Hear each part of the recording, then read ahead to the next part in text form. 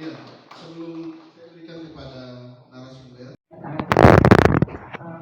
Walaupun masih tetap terbuka kalau memang akhirnya kita usahakan dengan baik dan bisa diperluas. Tapi terus terang kalau kita lihat juga kadang-kadang kan apa luasan lahan yang dilepaskan juga belum bisa tentu secara bisa efektif total, ya kan? Bisa aja dia lepaskan 6 ribuan, tapi yang bisa digunakan itu hanya setengahnya juga kadang-kadang kan masalah tekstur tanah maupun kondisi tanah yang memungkinkan bisa ditanam atau tidak. Terus nanti ini saya mungkin nggak secara detail satu persatu ya, tapi secara gambarannya saya katakan demikian. Mengenai masalah tentang menyangkut kepada plasma inti, tentu Bapak pasti tahu bahwa kalau kita berbentuk perkebunan pasti 80-20, ya kan? Nah, di sinilah yang akan kita ke depannya ini 80-20 ini bagaimana? Terus terang kami ini saya mempelajari masalah-masalah tentang perkebunan kelapa sawit di sini, bukan tidak. Itu sebabnya saya sangat hati-hati. Saya mendata tentang koordinatnya dari ada wilayah satu persatu, itu juga belajar dari sana. Saya yakin pengusaha yang masuk di sini pasti serius, bukan nggak serius. Tapi karena mengalami hambatan-hambatan sosial, itu mereka mundur. Saya bukan tidak banyak menerima penawaran lahan, tapi penawaran lahan ini ada statusnya, itu adalah banyak lahan yang statusnya dia sudah bangun, tapi hanya bangun mungkin 10%.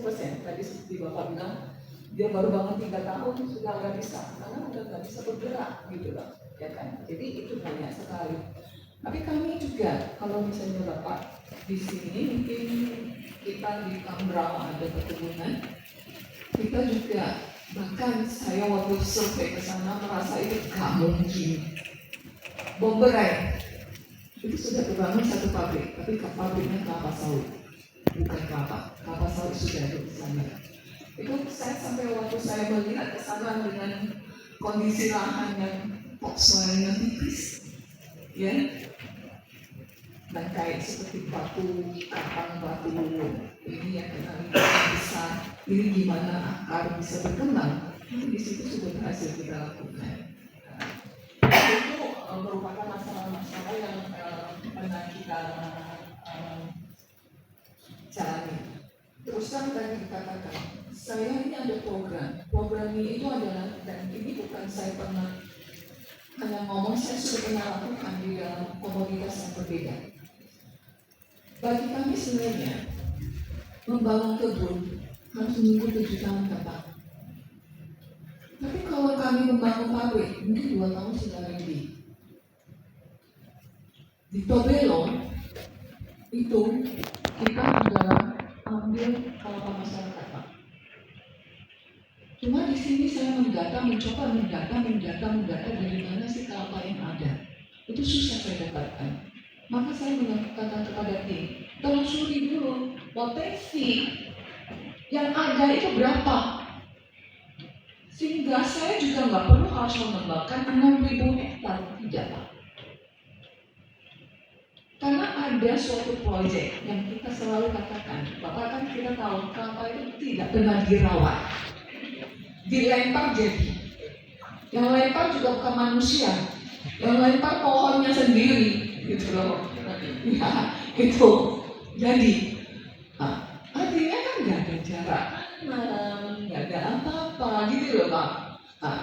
Jadi ini adalah suatu yang harus kita lakukan adalah peningkatan kualitas maupun produktivitas, ya, dan itu bisa kita lakukan dengan ekstensifikasi maupun intensifikasi.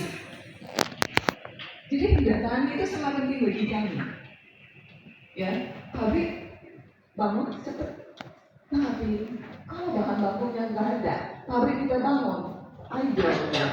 Ya, dan ini sangat penting Pak. Kami nggak harus membangun harus sekian, no. Kalau kelapanya banyak, kita bisa proses pabrik dengan lebih cepat, absorpsi daripada masyarakat punya kelapa lebih cepat. Saya sudah menelusuri. Ada beberapa hal yang